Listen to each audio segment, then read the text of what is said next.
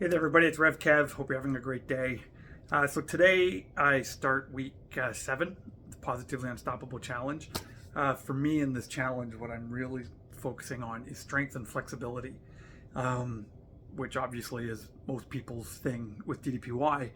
But for me, it's not just about the physical. It's also about the mental, and it's about the emotional and the spiritual. And so, one of the things that I'm doing in order to really build strength and flexibility mentally and spiritually is I'm actually, throughout the course of this challenge and longer if need be, I'm going through some pretty intensive therapy. Now, the reason for that is all of us have got junk. We just do. If you've been blessed to get to an older age of life and you are blessed with gray hair, you've gone through stuff. Everybody has. Like, the world is messy, the world is broken, and we've all go through stuff. And that stuff has a way of wounding us mentally, wounding us emotionally, and yes, even wounding us spiritually. And so that's for me what part of this therapy journey is going to be all about. It's to really help strengthen that and to bring flexibility there. And what I mean by flexibility, especially flexibility spiritually, it doesn't mean to like waver in my belief. It means that when you're confronted with your beliefs, or when your beliefs are challenged, or when they're kind of being pushed and stretched, well, you don't break. Like, you're able to weather that well and respond in a loving, kind way to even with people that you disagree with. So this video is not meant to be preachy in any kind of way. And if you don't believe, what I believe, that's totally cool, and I do respect that. But what I'm doing for the next couple of weeks is I'm going to be journaling and working through Psalm 50. And for me, as I met with my therapist today, it's a really good kind of spot to camp out, to capture our thoughts, capture how we're feeling, and put it down on paper. So let me just read this, and I'm just going to break it down a little bit, because this is, again, you don't have to be religious, you don't have to be a Christian to kind of see the depth of the truth of this. It reflects to all of our lives. Right? So this is Psalm 50, written by King David here. And it said, "Listen to my prayer, O God, do not ignore my plea." Okay, he's dealing with some stuff. He goes, "Hear me, answer me." He goes, "My thoughts trouble me, and I'm distraught." You ever had your thoughts trouble you, or have you ever felt distraught? I know I have. And then it continues, it says, "Well, because of what my enemy is saying, because of the threats of the wicked."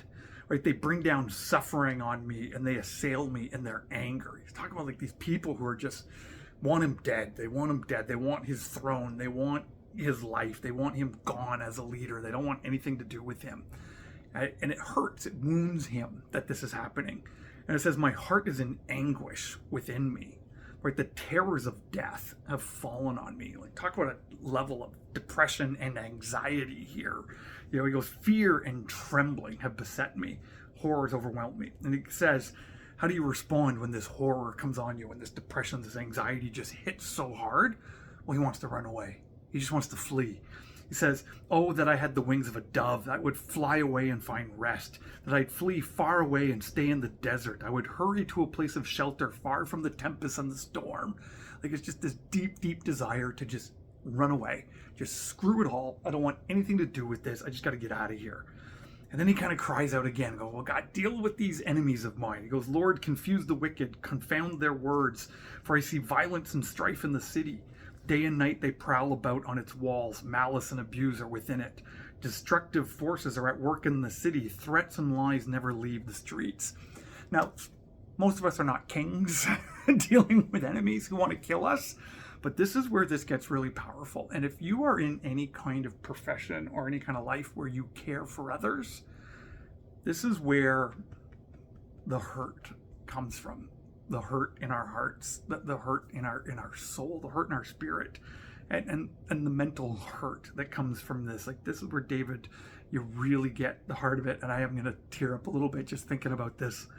It says, "If an enemy were insulting me, I could endure it. If a foe were rising up against me, I could hide." But now he tells us where the hurt is really coming from. "But it's you, a man like myself, my companion, my close friend, with whom I once enjoyed sweet fellowship at the house of God as we walked about among the worshippers. this is verses 12 to 14. This is who's causing David the most pain. It's someone who was his friend, someone who walked closely with him in deep fellowship with God. And for some reason, this person has become now like an enemy, speaking hate against him, speaking malice against him. Now, in King David's case, historically, it was his close advisors who had joined up with his son Absalom to overthrow the throne and take over. The people that David trusted the most turned to his enemy to overthrow him. Now, again, you don't have to believe what I believe to know that this kind of pain is true. Right? The people that you love, the people that you've cared for, the people that you've supported, the people that you've helped, the people that you've ministered to, the people that you've pastored, and they just walk away from you. And you don't know why. You don't know what you did. But suddenly the relationship is just gone. And now there's malice. There's speaking against you. There's gossip, there's rumor, there's lies going on.